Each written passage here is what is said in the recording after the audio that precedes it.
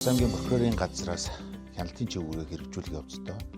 хяналт тавьсан хэрэг материалын шийдвэрлэлтийг иргэд олон нийтэд нээлттэй байдлаар таниулж, гэмтэр төрчөөс урсан сэргийлэх ажлыг 100 оновчтой зохион байгуулах чиглэлээр тодорхой ажлуудыг үйлчлэлтэй зохион байгуулж ажилладаг. Түүнчлэн аймгийн хэмжээнд үлдэж байгаа эрүүгийн болон зөрчлийн нөхцөл байдлыг хагас бүтэн жилээр судлаад, судалгааны дүнд тулгуурлан гэмтрээс урсан сэргийлэх ажлыг хэрхэн зохион байгуулах чиглэлээр бас хуулийн хяналтын байгууллагатай санал өргүүлж тодорхой ажлуудыг хамтран зохион байгуулж ажилладаг байна. Аймгийн прокурорын газраас зөвхөн эрүүгийн хэрэг материал дээр хяналт тавихаас илүүтэйгээр бас тодорхой төрлийн гэмт хэрэг гаралтын шийдвэрлэлтийг судлаад, гэмтэр төрчөөс урсан сэргийлэх, мөрдөн шалгах ажиллагааны чанар үр дүнг сайжруулах, хүн хуулийн этгээдийн зөрчигдсөн эрхийг сэргийлэх талын зохион байгуулалтын арга хэмжээнүүдийг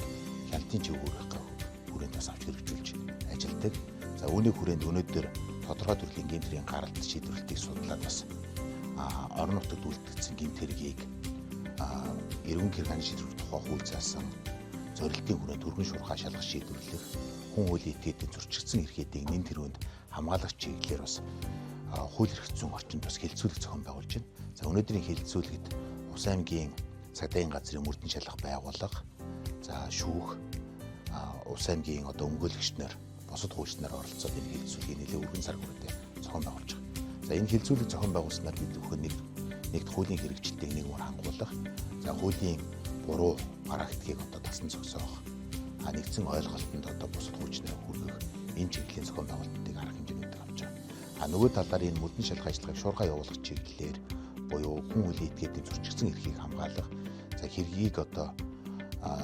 нэн дээр илрүүлэх зохион байгуулалтын арга хэмжээг авах зорилгоор бас мөрдөгч нарийнхаа мэдлэг ур чадварыг нэмэгдүүлэх, түүнд тавих прокурорын хяналтыг хэрхэн хэрэгжүүлж ажиллах талаар бас